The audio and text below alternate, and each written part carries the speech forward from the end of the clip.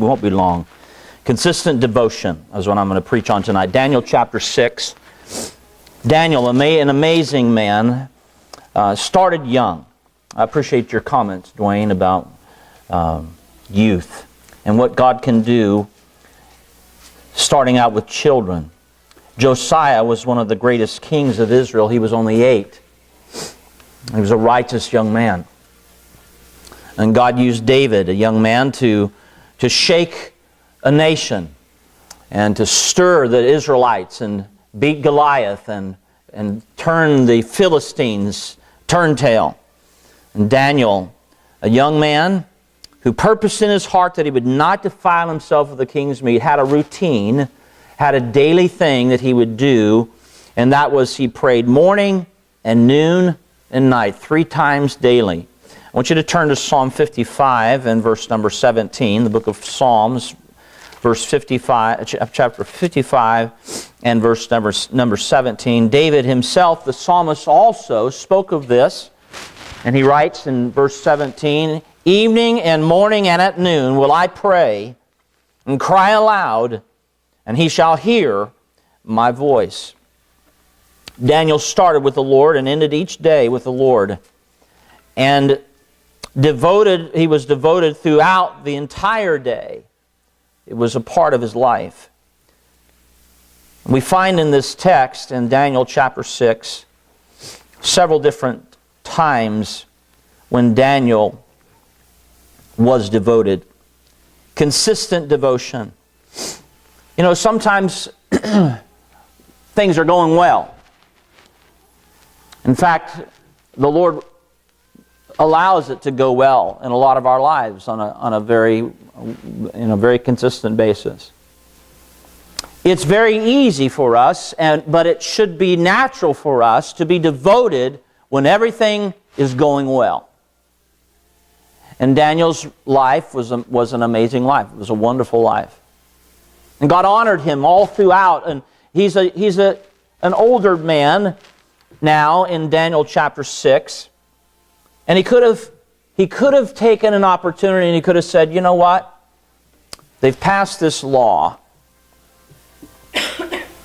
If I just one time just back off, just one time I don't pray, and I don't give them an opportunity, then what does it matter? He wouldn't do that. Because he was consistently devoted to the Lord. And so he was consistent and he was devoted in times when everything was going well. He is also consistently devoted when others were conspiring against him unknowingly.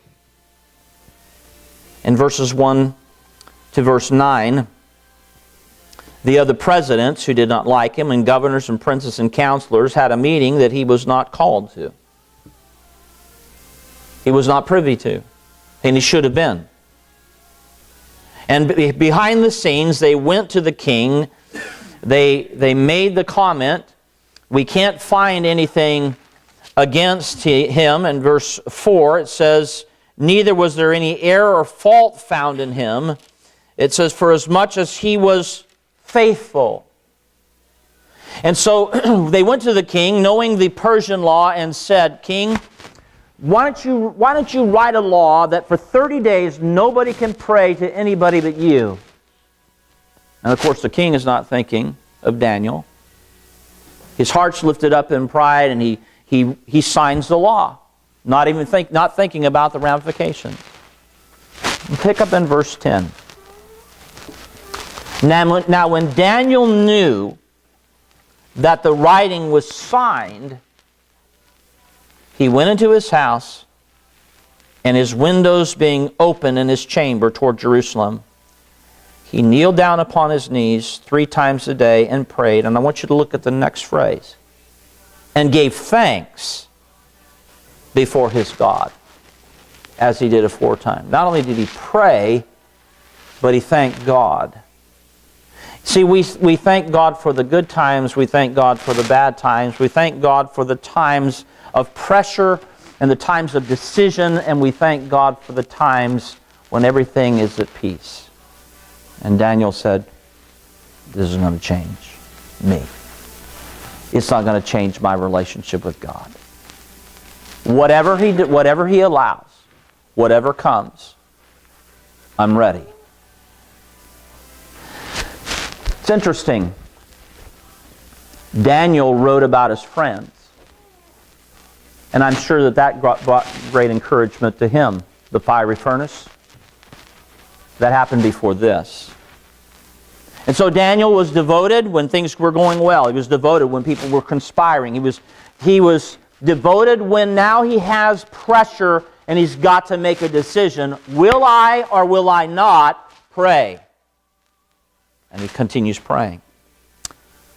Well, now the rubber meets the road. In verse 12 it says, Then they came near and spake before the king concerning the king's decree. Hast thou not signed a decree that every man that shall ask a petition of any god or man within 30 days, save thee, O king, shall be cast into the den of lions? The king answered and said, The thing is true, according to the law of the Medes and Persians, which altereth not, can't be changed.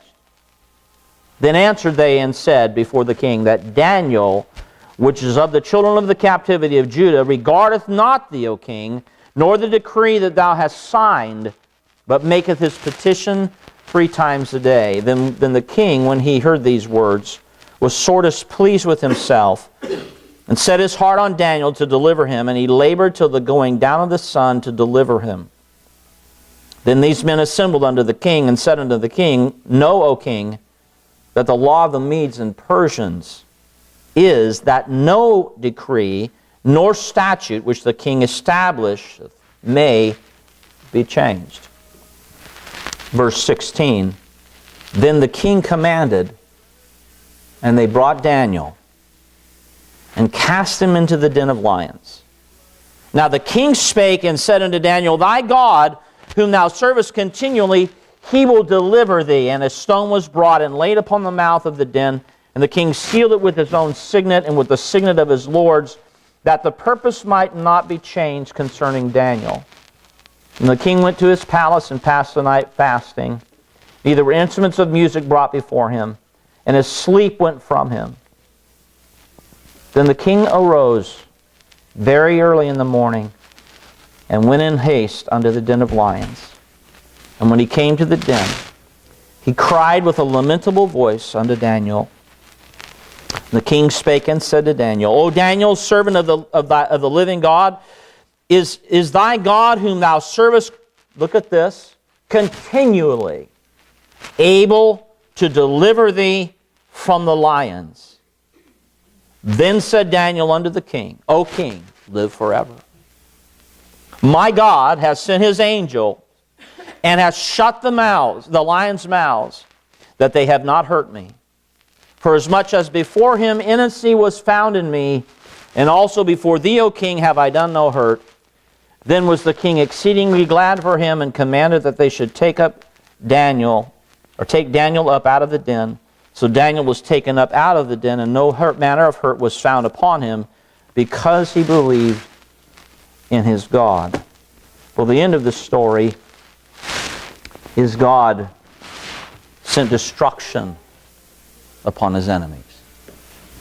And folks, with all that we've experienced tonight, it's wonderful. If you can take anything tonight away from this service, is it to be devoted consistently to Jesus is the most important thing that you could ever do with your life. Consistent devotion. In season, out of season. Allowing God to work in your life, being consistent with your life, no matter what is going on in your life, even if that means death. And it could one day. Our Father, we ask tonight you'd keep us consistently devoted. Thank you for men of God that you have put in your word to challenge us and to stir us and to encourage us as we see in the midst of their life things that would absolutely throw most of us for a loop. things that would send chilling fear and depressing discouragement. We are more than conquerors through Him that loved us. May we continue to be consistently devoted throughout our life because of your consistency and your devotion to us when we're not. Our heads are bowed, our eyes are closed. We're going to stand quietly tonight. And would you ask the Lord tonight to keep you? Ask Him tonight to encourage you. Ask Him tonight to restir and refire the flame inside your soul tonight. That if push comes to shove and one day there's a lion's den in your future, that God will be with you. He'll shut the mouths of the lions. And you can continue to have sweet devotion with the Lord in the future. Our heads are bowed, our eyes are closed.